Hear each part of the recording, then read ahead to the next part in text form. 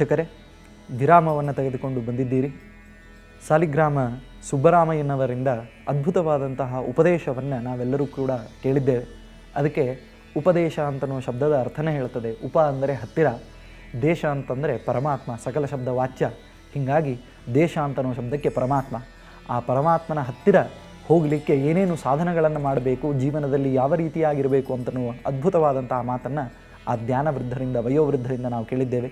ಅದನ್ನೆಲ್ಲವನ್ನು ಜೀವನದಲ್ಲಿ ನಾವು ಅಳವಡಿಸ್ಕೊಳ್ತಾ ಪಂಚಾಂಗದ ಪ್ರಕಾರ ನಾವು ನೀವೆಲ್ಲರೂ ಕಾಯ್ತಿರುವಂತಹ ನಮ್ಮ ಇವತ್ತಿನ ದಿನದ ಭವಿಷ್ಯವನ್ನು ತಿಳಿದುಕೊಳ್ಳೋಣ. ಮೇಷ, ವೃಷಭ, ಮಿಥುನ, ಕರ್ಕ, ಸಿಂಹ, ಕನ್ಯಾ, ತುಲಾ, ವೃಶ್ಚಿಕ, ಧನು ಈ ಎಲ್ಲ ರಾಶಿಯವರು ಕೂಡ ಕಾತುರತೆಯಿಂದ ಕಾಯ್ತಾ ಇರ್ತಾರೆ. ಎಷ್ಟೋ ಜನ ಹೇಳ್ತಾರೆ, ಉಪದೇಶ ಬೇಕಿದ್ರೆ ಒಂದು 2 ನಿಮಿಷ ತಡ ಮಾಡಿ ಹೇಳಿ, ಆದರೆ ನಮ್ಮ ರಾಶಿ ಭವಿಷ್ಯ ನಮ್ಮದೇನಿದೆ ಅದನ್ನು ಮೊದಲಿಗೆ ಹೇಳಿ ಅಂತ ಹೇಳ್ತಾರೆ. ಬನ್ನಿ, ಹಾಗಿದ್ದರೆ ಪಂಚಾಂಗದ ಪ್ರಕಾರ ಇವತ್ತಿನ ನಮ್ಮ ರಾಶಿ ಭವಿಷ್ಯಗಳನ್ನು ತಿಳಿದುಕೊಳ್ಳೋಣ. ಮೊದಲಿಗೆ ಮೇಷರಾಶಿಯವರು. ಈ ಮೇಷರಾಶಿಯವರು 6/1/2017 ಇವತ್ತಿನ ಈ ಒಂದು ದಿನ ಭವಿಷ್ಯದ ಪ್ರಕಾರ ಅವರಿಗೆ ವಿಶೇಷವಾಗಿರ್ತಕ್ಕಂತಹ ಕುಟುಂಬದಲ್ಲಿ ಲಾಭಗಳಾಗ್ತಾ ಇವೆ. ಎಲ್ಲ ರೀತಿಯಾದಂತಹ ಅನುಗ್ರಹಗಳನ್ನು ದೇವತೆಗಳು ಆ ಕುಟುಂಬಕ್ಕೆ ಇವತ್ತಿನ ದಿವಸ ಕೊಡ್ತಾ ಇದ್ದಾರೆ. ಗೃಹದಲ್ಲಿ ಶುಭ ಸಮಾರಂಭಗಳು ನಡೀತಾ ಇವೆ ಅಂತನೂ ಫಲವನ್ನು ಮೇಷರಾಶಿಯವರಿಗೆ ಇವತ್ತಿನ ದಿವಸ ಕೊಡ್ತಾ ಇದ್ದೇವೆ. ಈಗ ವೃಷಭ ರಾಶಿ ಎತ್ತು ಇದರ ಸಂಕೇತ. ಕಷ್ಟಪಟ್ಟು ದುಡಿಯುವಂತಹ ಜೀವಿಯೇ ವೃಷಭ. ಮನಸ್ಸಿನಿಂದ ಕಾರ್ಯವನ್ನು ಮಾಡ್ತಾ ತನ್ನ ಇಡೀ ದೇಹವನ್ನು ಕಾರ್ಯಗಳಲ್ಲಿ ತೊಡಗಿಸ್ಕೊಳ್ತಾರೆ. ಅಂಥವರಿಗೆ ವಿಶೇಷವಾಗಿ ಕುಲದೇವತಾ ದರ್ಶನ ಮಾಡುವಂತಹ ಸೌಭಾಗ್ಯ, ದೇವತಾ ಕಾರ್ಯಗಳಲ್ಲಿ ಹಣ ವ್ಯಯ ಮಾಡುವಂಥದ್ದು ವಿಶಿಷ್ಟವಾಗಿರ್ತಕ್ಕಂತಹ ಆಸಕ್ತಿ ವೃಷಭ ರಾಶಿಯವರಿಗೆ. ಈಗ ಮಿಥುನ ರಾಶಿಯವರು ವಿಶೇಷವಾಗಿ ಉದ್ಯೋಗ ವ್ಯವಹಾರದಲ್ಲಿ ಸ್ವಲ್ಪ ಎಚ್ಚರಿಕೆಯಿಂದ ಇರಬೇಕು. ಉದ್ಯೋಗಸ್ಥರಿಗೆ ಲಾಭ ಇದು ನಿಶ್ಚಿತವಾಗಿದ್ದರೂ ಕೂಡ ಸ್ವಲ್ಪ ಸಮಯ ತೆಗೆದುಕೊಳ್ತದೆ. ಆದ್ದರಿಂದ ತಾಳ್ಮೆಯಿಂದ ವ್ಯವಹಾರವನ್ನು ಮಿಥುನ ರಾಶಿಯವರು ಮಾಡಬೇಕು.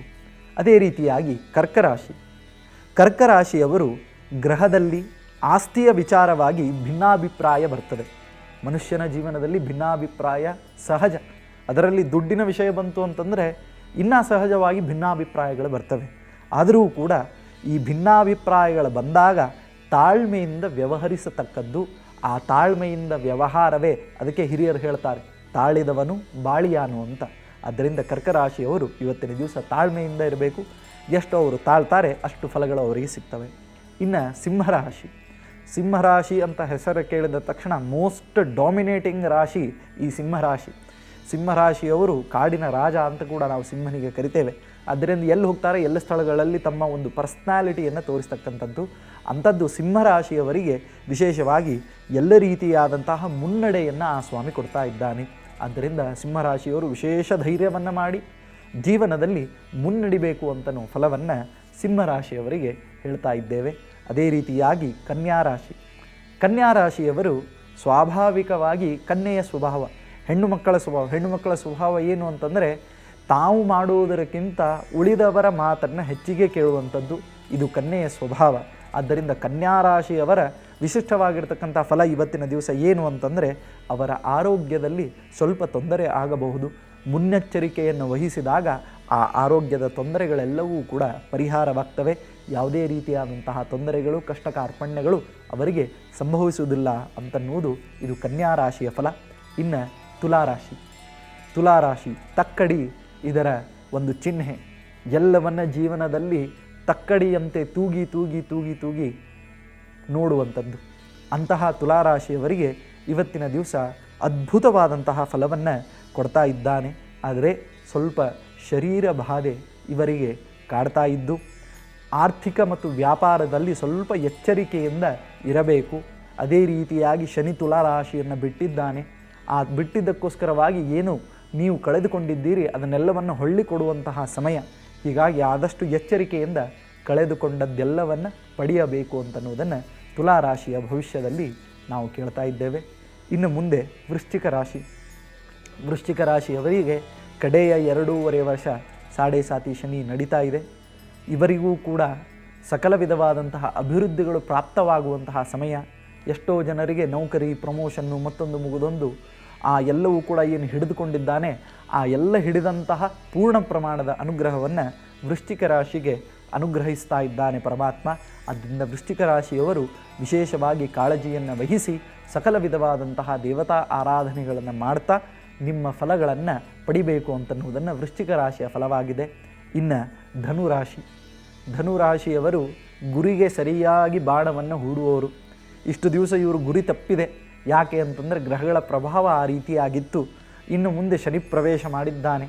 ಆದ್ದರಿಂದ ಶನಿ ಪ್ರವೇಶ ಮಾಡಿದ್ದರಿಂದ ಎಲ್ಲಿ ಕೆಟ್ಟದಾಗಿಬಿಡುತ್ತೆ ಅಂತನ್ನುವ ಭಯ ನಿಮಗಿರಬಹುದು. ಆದರೆ ಭಯ ಆಗುವುದು ಬೇಡ. ಯಾಕೆ ಅಂತಂದರೆ ಆ ಶನಿ ಪರಮಾತ್ಮ ಯಾರಿಗೆ ಕಾಡ್ತಾನೆ ಅಂತಂದರೆ ದಾನ ಧರ್ಮಗಳನ್ನು ಯಾರು ಮಾಡುವುದಿಲ್ಲ ಅವರಿಗೆ ಶನಿಯ ಪ್ರಭಾವ ಆಗ್ತದೆ. ಆದ್ದರಿಂದ ವಿಶೇಷವಾಗಿ ದಾನ ಧರ್ಮವನ್ನು ಮಾಡಿ ನಿಮಗೆ ಧನುರಾಶಿಯವರಿಗೆ ವಿಶಿಷ್ಟವಾಗಿರತಕ್ಕಂತಹ ಫಲವನ್ನು ಆ ಸ್ವಾಮಿ ಕೊಡ್ತಾನೆ. ಇದು ಧನುರಾಶಿಯ ಫಲವಾಗಿದೆ. ಇನ್ನು ಮಕರ, ಮೊಸಳೆ, ಇವರು ಹೇಗೆ ಅಂತಂದರೆ ಸ್ತಬ್ಧವಾಗಿ ಒಂದು ಕಡೆ ನಿಂತು ಬಿಡೋರು. ಯಾವಾಗ ಅವಕಾಶ ಇವರ ಹತ್ತಿರ ಬರ್ತದೆ ಹೋಗಿ ಆ ಅವಕಾಶವನ್ನು ಗ್ರ್ಯಾಬ್ ಮಾಡುವಂಥದ್ದು, ಹಿಡಿದುಕೊಳ್ಳುವಂಥದ್ದು ಇದು ಮಕರ ರಾಶಿಯವರು. ಈ ಮಕರ ರಾಶಿಯವರು ಇವತ್ತಿನ ದಿವಸ ಅವರಿಗೆ ಕಾರ್ಯದಲ್ಲಿ ಒಂದು ಪ್ರಖರತೆಯನ್ನು, ಕಾರ್ಯ ತತ್ಪರತೆಯನ್ನು, ಉನ್ನತಿಯನ್ನು ಆ ಸ್ವಾಮಿ ಕರುಣಿಸಿದ್ದಾನೆ.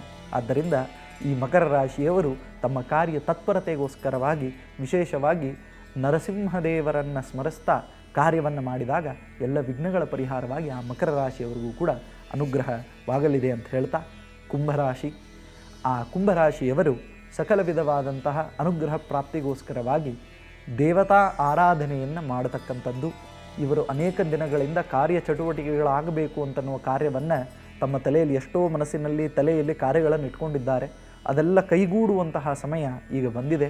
ಆದ್ದರಿಂದ ಕುಂಭರಾಶಿಯವರು ಈ ರೀತಿಯಾಗಿ ಮಾಡಬೇಕು. ಮೀನರಾಶಿ, ಮೀನ ಅಂದ ತಕ್ಷಣ ನೀರಿನಲ್ಲಿ ಸಂಹರಿಸ್ತಕ್ಕಂತಹ ಒಂದು ಜಲಚರ ಪ್ರಾಣಿ. ಆ ಜಲಚರ ಪ್ರಾಣಿಯ ರಾಶಿಯವರೆಲ್ಲರೂ ಕೂಡ ತಮ್ಮದೇ ಆದಂತಹ ಒಂದು ಲೋಕವನ್ನು ಕಟ್ಟಿಕೊಂಡಿರುತ್ತಾರೆ. ಅಂಥದ್ದು ಇವತ್ತಿನ ದಿವಸ ಈ ಮೀನರಾಶಿಯವರು ಅವರಿಗೆ ಗುರುವಿನ ಒಂದು ವಿಶೇಷವಾಗಿರತಕ್ಕಂತಹ ಫಲ ದೊರಕಲಿದ್ದು ನಿಮ್ಮ ಇವತ್ತಿನ ಎಲ್ಲ ಕೆಲಸ ಕಾರ್ಯಗಳು ಕೂಡ ಸರಳವಾಗಿ ಕೈಗೂಡ್ತಾ ಇದೆ. ಆದ್ದರಿಂದ ಮೀನರಾಶಿಯವರು ಅವಶ್ಯವಾಗಿ ಇವತ್ತಿನ ದಿವಸ ಗುರುವಿನ ಆರಾಧನೆಯನ್ನು ಮಾಡಬೇಕು. ನಿಮ್ಮ ಎಲ್ಲ ದಿನಮಾನವೂ ಕೂಡ ಶುಭವಾಗಲಿ. ದಾರಿದೀಪದಲ್ಲಿ ಕಾರ್ಯಕ್ರಮದಲ್ಲಿ ಹೇಳಿದಂತಹ ಎಲ್ಲ ಫಲಗಳನ್ನು ದೇವರು ನಿಮಗೆ ಆದಷ್ಟು ಬೇಗನೆ ದಯಪಾಲಿಸಲಿ. ನಿಮ್ಮ ದಾರಿ ಇದು ಉಜ್ವಲವಾಗಿದ್ದು ನಿಮ್ಮ ಇಡೀ ದಿನ ಇದು ಶುಭವಾಗಲಿ. ಶುಭಮಸ್ತು.